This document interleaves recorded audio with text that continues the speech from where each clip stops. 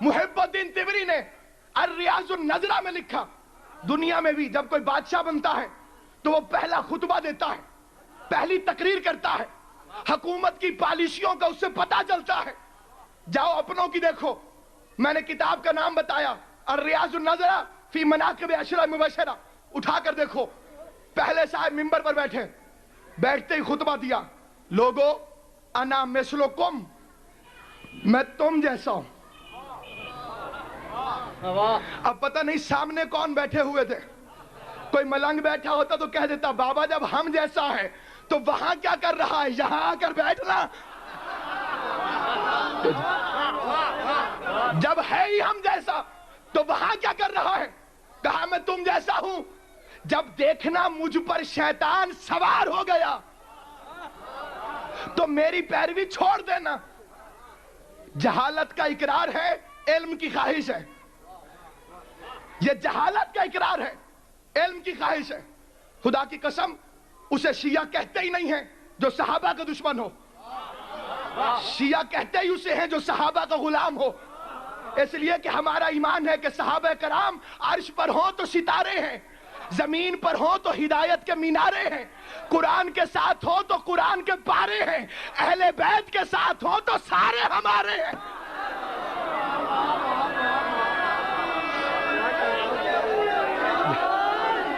غلط کہتا ہے مولوی کہ شیعہ صحابہ کو برا کہتے ہیں، مجھے علی کی قسم شیعہ نہ صحابہ کو برا کہتا ہے نہ برے کو صحابی کہتا ہے۔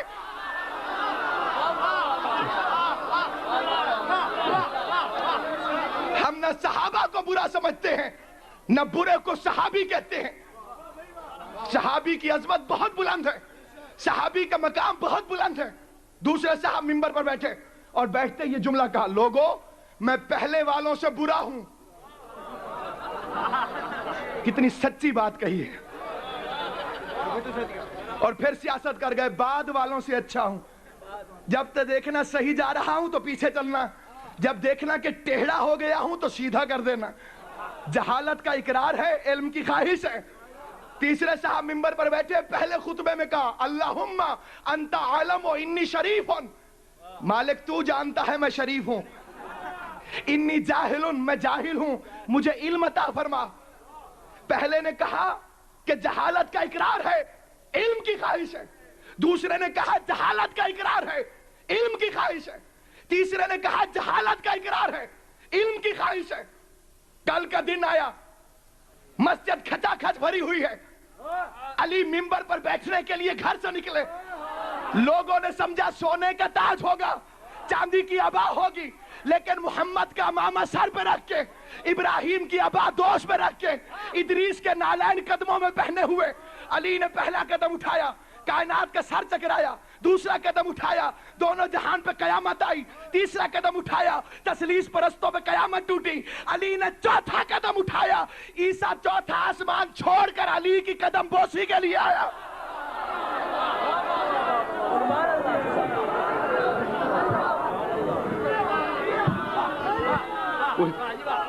علی نے آخری آدمی تک نتیجے پر توجہ، علی نے چوتھا قدم اٹھایا، عیسیٰ چوتھا آسمان چھوڑ کر علی کی قدم بوسی کے لیے آیا۔ علی نے پانچواں قدم اٹھایا، پنجتن کی غیرت سمٹ کر علی کی آنکھوں میں آئی۔ علی نے چھٹا قدم اٹھایا، شش جہاد کی بلندیاں علی کے قدموں پر نچھاور ہونے لگی۔ لوگوں نے پہلے کیا کیا تھا، رسول بیٹھتے تھے منبر پر، بعد میں آنے والے نے ایک سیڑھی چھوڑ دی۔ بھئی جب وہ خود کہتے ہیں کہ میں اس جگہ کے اہل نہیں ہوں، چھوڑ دی جگہ، میں احترام کرتا ہوں۔ دوسرے آئے، انہوں نے ان کی جگہ بھی چھوڑ دی، تیسرے آئے، انہوں نے ان کی جگہ بھی چھوڑ دی۔ اب منبر ختم، اب علی کو بیٹھنا پڑتا نیچے، باقی والوں کو کھودنا پڑتا گڑھا۔ اگر یہ احترام کا سلسلہ جاری رہتا تو اب خلیفہ کھو میں بیٹھتا، جگہ تو تھی نہیں۔ علی چلے، پورے مجمع کی نظر، سیڑھی کی پہلی سیڑھی پر قدم رکھا، لوگوں کے دل ڈوب گئے۔ دوسری سیڑھی پر قدم رکھا، دلوں کی دھک دھک کے انداز تیز ہوئے۔ तीसरी सीढ़ी पर कदम रखा, लोगों की गर्दनें झुक गईं, हत्ता कि अपने वक्त का मोहम्मद उस जगह पर आकर बैठा जहां पैगंबर बैठते थे, और बैठते ही जहालत का ऐलान नहीं किया, आवाज दी सलूनी। पूछो क्या पूछना चाहते हो। लोगों में खुसर पुसर शुरू हुई। एक आदमी बातें कर रहा था, अली कहते खड़ा हो। पूरी तवज्जो आखिरी आदमी तक। ये आपस में गिटमिट क्या कर रहा है, मेरी तरफ देख, मैं अबू तालिब का बेटा हूं, क्या मसला है। कहा या अली आपने मिंबर की तौहीन कर दी। कहा कैसे। कहा रसूल के मिंबर पर पांव रख दिया, नबी के मिंबर पर पांव रख दिया। अली मुस्कुरा के कहते हैं जाहिल कितना बदबख्त है, ये तो लकड़ी का मिंबर है, मैंने तो दोष मोहम्मद पर कदम रखे।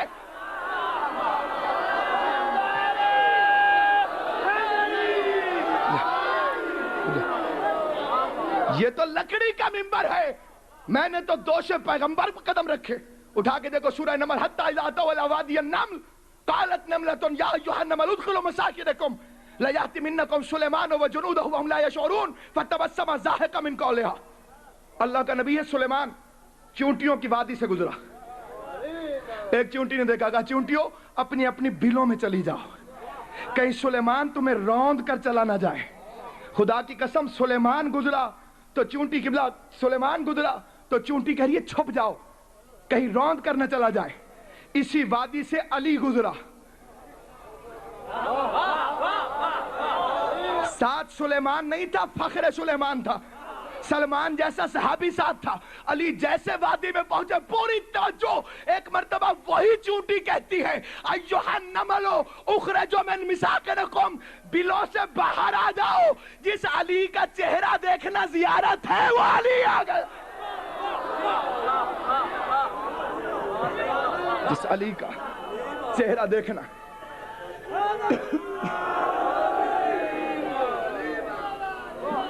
आएगा नारा अली मौला का, लेकिन तवज्जो चाहता हूं। मौलवी बड़ा चर्चा करता है, यूसुफ बड़ा खूबसूरत, यूसुफ बड़ा प्यारा, यूसुफ बड़ा खूबसूरत। अच्छा मैं किसी मौलवी से कुरान रख के पूछना, नबी ने कहा है कि यूसुफ का चेहरा देखना इबादत है। तवज्जो न्याज हुसैन तवज्जो फरमा, कभी नबी ने कहा कि यूसुफ का चेहरा देखना इबादत है। का नजरो इला वजह अली यब्नो अबी तालिब इबादा, अली का चेहरा देखना इबादत है। क्यों? फर्क पता क्या है, यूसुफ लाख हसीन सही, लेकिन यूसुफ का चेहरा याकूब नबी के बेटे का चेहरा है, अली का चेहरा अल्लाह का चेहरा है।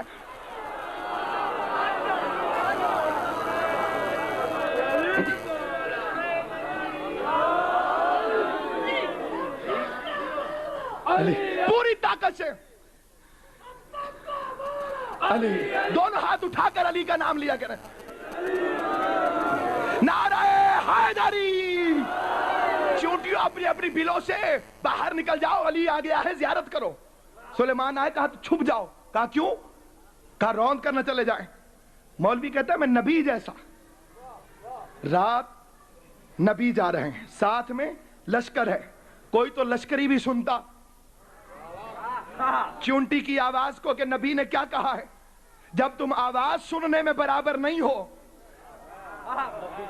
देखिए मैं आपको मिसाल दूं, कायनात में कोई भी पैदा हो, मुफ्ती ये आजम क्यों ना हो, जब भी पैदा होगा तो नजस होगा। बल्कि जैदी साहब कहते थे कि अकेला खुद नजस नहीं होगा, जगह भी नजस, मां भी नजस, पैदा एक हुआ नजस तीन हो गए, खुद भी नजस हो गया, जगह भी नजस हो गई, मां भी नजस हो गई। जब तक गोसल नहीं दोगे पाक नहीं होगा। अब मैं आपको फिका का मसला बताऊं, शिया सुन्नी उलमा से पूछें, कुत्ता मर जाए, अगर कुत्ता कहीं मर जाए, हुक्म है शरीयत का, टांग से पकड़ो, आबादी से दूर फेंक कर आओ, ताकि बदबू न फैले, ताफुन न फैले। एक बुलंद आवाज से सलवात भेज दीजिए मोहम्मद वाले मोहम्मद। अच्छा एक आहिस्ता सलवात भेज दीजिए मोहम्मद वाले मोहम्मद। कुत्ता मर जाए तो शरीयत कहती है टांग से पकड़ो, आबादी से दूर फेंक करो, वापस आओ, हाथ धो लो, पाक। शरीयत का मसला। मुल्ला मर जाए,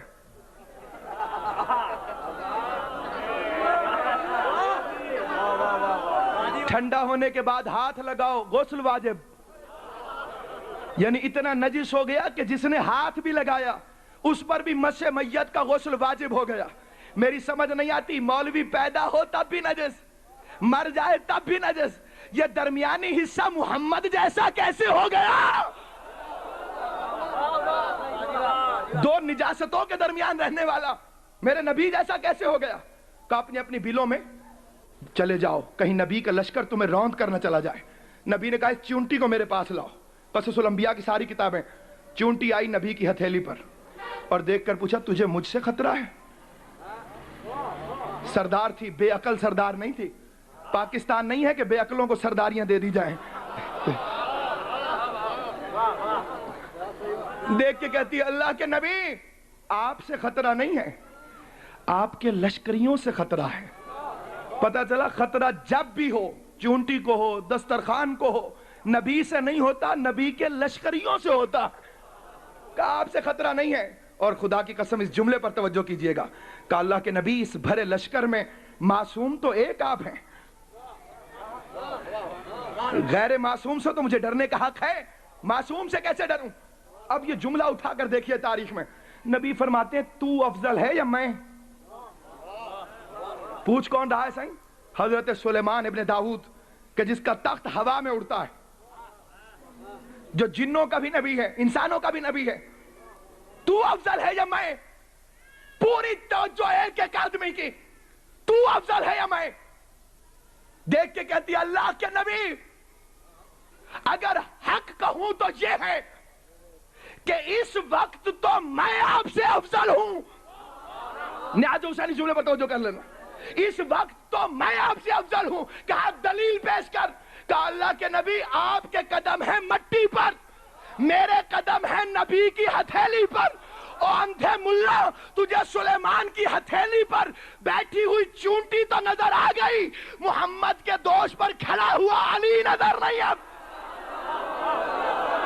علیم مولا، علیم مولا، علیم مولا، دونوں ہاتھ اٹھا کر پوری طاقت کے ساتھ علیم مولا، علیم مولا، علیم مولا، زبان کے ساتھ دل بولا علیم مولا، علیم مولا، علیم. نعرہ حیدری. پوری دنیا کہہ رہی تھی یا علی مبارک ہو. علی چپ. سارے کہہ رہے یا علی مبارک ہو، یا علی مبارک ہو. یا بوڑھا سلمان اٹھا، ایک دیکھ کے کہتا سلمان تو مبارک نہیں دے گا؟ کہا یا علی میں بھی مبارک دوں گا لیکن ان جاہلوں کی طرح نہیں دوں گا. سنگ ایسے تو 10ویں درجے پر نہیں ہے سلمان، عقل اور شعور رکھتا تھا. آگے بڑھا. پوری دنیا دیکھ رہی ہے سلمان مبارک کیسے دیتے. بوڑھا صاحبی کمر ٹھیک کر کے کہتا ہے خلافت تجھے مبارک ہو، تجھے علی نے قبول کر لیا ہے. تجھے مبارک ہو اے خلافت، تجھے مبارک ہو. کبھی زندگی رہی تو انشاءاللہ آپ کی خدمت میں عرض کروں گا. بھائی تشریف لے آئے ہیں، دامن وقت کی غربت، میرے بھائی کی مولا اس عظیم عبادت کو قبول فرمائے. بس ایک جملہ کہتا ہوں، قسمت علی کی خود ابو الفضائل اور بیٹی ام المصائب. کائنات میں علی جتنا امیر کوئی نہیں اور زینب جتنی غریب کوئی نہیں.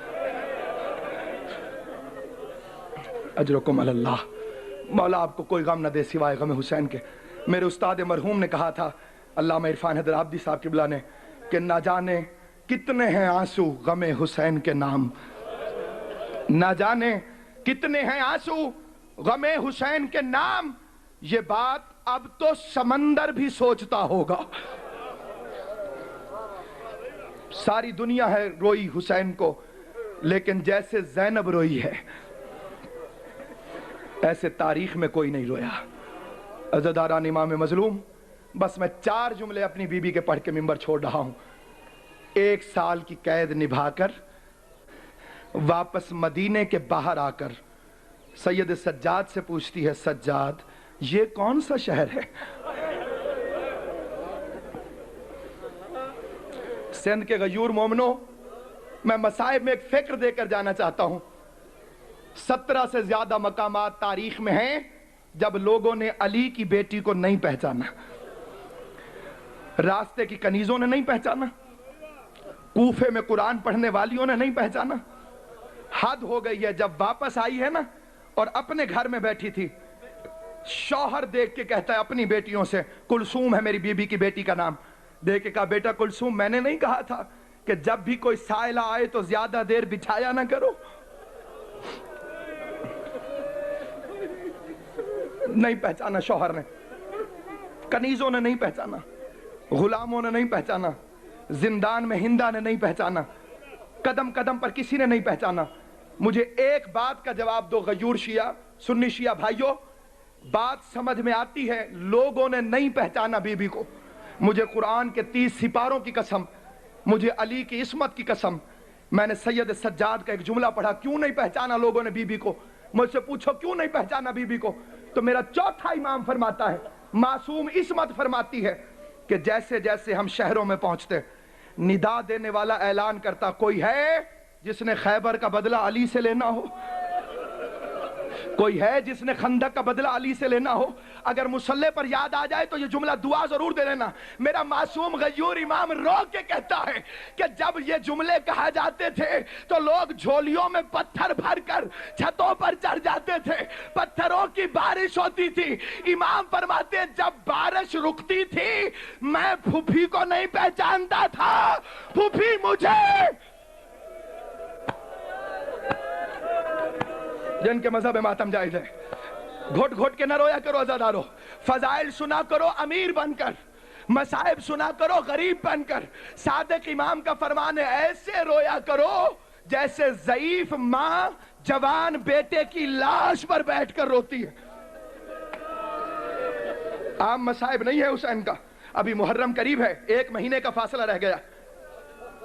مدینے کے کسی گھر میں مجلس ہوتی تھی, ایک ضعیفہ آئی ایک دن یکم محرم کو, اور اس گھر کی مالکن سے وہ مستور دیکھ کر کہتی ہے تیرے گھر میں حسین کی مجلس ہوتی تھی, اس سال نہیں ہوگی؟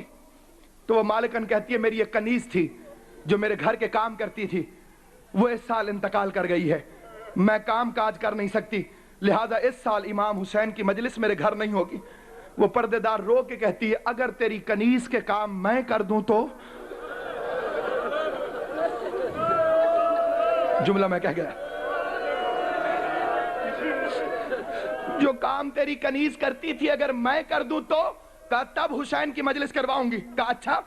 سارا دن سید بیٹھے ہو مجھے معاف کرنا, وہ مستور آتی جھاڑو دیتی, صف عزا بچھاتی, برتن صاف کر کے نیاز پکاتی, ہر آنے والے کا دروازے پر استقبال کرتی, ساروں کو نیاز کھلاتی, پھر گھر کی صفائی کر کے چلی جاتی. 10 دن وہ آتی رہی, مجلس ہوتی رہی. 11ویں دن سلام کرنے کے لیے آئی تو اس نے دیکھ کر کہا بی بی, گھر کی مالکن کہتی ہے بڑی شریف محسوس ہوتی ہو, آج تک تو نے میرے گھر کا پانی تک نہیں پیا, میرے گھر میں کھانا تک نہیں کھایا, یہ تھوڑی سی نیاز ہے یہ مجھ سے قبول کر لے. تو نے بڑی خدمت کی ہے حسین کی مجلسوں میں میری. جب اس نے نیاز کو آگے کیا تو ایک مرتبہ بی بی کی نظر حسین کی مرکت کی طرف پھر گئی. کہا حسین کیا کبھی مائیں بھی بچوں کی خدمت کی اجرت لیا کرتی ہے؟ ارے ضعیفہ میں حسین کی ماں, میں فاطمہ زہرا, میں نے چکیاں 20 کے حسین کو پالا. بسم اللہ بسم اللہ بسم اللہ بسم اللہ. مولا تمہیں کوئی غم نہ دے سوائے غم حسین کے. میں حسین کی ماں ہوں. مائیں کبھی اولاد کی خدمت کی اجرت نہیں لیا کرتی. عزادارو اس بی بی کو خوش کرنے کے لیے آنسو ضرور بہایا کرو. کم میں ایک آیت اللہ شہیدی موجود ہیں, جا کر ان کی زیارت کرو. انہوں نے خواب میں بی بی کو دیکھا کہ بی بی کے دونوں ہاتھ پہلو پر ہیں. وہ سید زادہ آیت اللہ پوچھتا ہے بی بی کیا ابھی تک زخم مندمل نہیں ہوا؟ تو رو کے کہتی ہے اے آیت اللہ, اے میرے بیٹے, اے سید, جب میرے بیٹے حسین کو مومن روتے ہیں تو میرے زخم کا درد ہلکا ہو جاتا. مولا آپ کے آنسو قبول کرے. ثانی زہرا آپ کو کوئی غم نہ دے سوائے غم حسین کے. تو یہ تو سمجھ میں آتا ہے کہ لوگوں نے, بس 1 منٹ یا 2 منٹ, لوگوں نے علی کی بیٹی کو نہیں پہچانا. کبھی تنہائی میں بیٹھ کر, قبلہ مصائب سننے والے لوگ ہیں آپ, تنہائی میں بیٹھ کر سوچنا بی بی نے مدینے کو کیوں نہیں پہچانا. کبھی سوچنا نیاز حسین, لوگوں نے نہیں پہچانا بی بی کو. بات سمجھ میں آتی ہے. یہ قبلہ بی بی نے مدینے کو کیوں نہیں پہچانا؟ اپنا شہر تھا نا, اپنا شہر تھا, نہیں پہچانا. کیوں نہیں پہچانا؟ اب اگر جملہ سمجھ آئے تو تم پر آنسو واجب ہیں. اس لیے نہیں پہچانا کہ علی کی بیٹی نے مدینہ کبھی دیکھا ہوا نہیں تھا.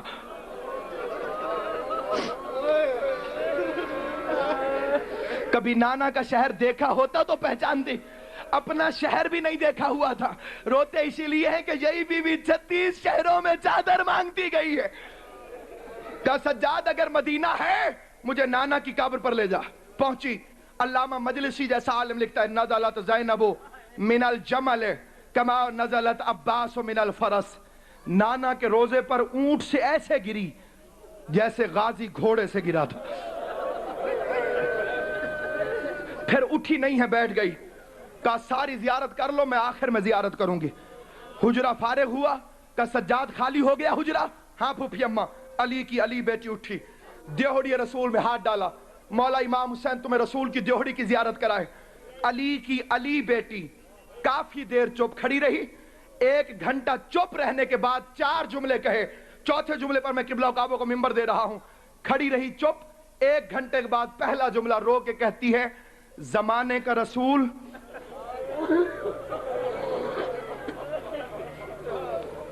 زمانے کا رسول باغی کی بہن سلام کہتی ہے. کیا سن رہے ہو دادا؟ مولا تمہیں سلامت رکھے, مولا تمہیں کوئی غم نہ دے سوائے غم حسین. مولا میرے استاد کے درجات بلند فرمائے. زمانے کا رسول باغی کی ضعیفہ بہن سلام کہتی ہے. آگے بڑھی, قبر سے آواز آئی بیٹا کون کون سے ظلم ہوئے؟ رو کے کہتی ہے نانا پچھتائے گا وہ ظلم جو زینب پہ نہیں ہوا. پچھتائے گا وہ ظلم جو زینب پہ نہیں ہوا. تیسرا جملہ, علی کی بیٹی نے گٹھڑی کو کھولا, حسین کے خون بھرے کرتے کو نکالا اور 1 مرتبہ کرتا رسول کی قبر پر بچھایا. قبر رسول میں زلزلہ آیا, پیغمبر کمر تک باہر آئے اور کہا زینب حسین کی قمیض اٹھا لے, حسین کی قمیض اٹھا لے. بی بی زینب رو کے کہتی ہے نانا بس, مرد ہو کر چادر برداشت نہیں کر سکے.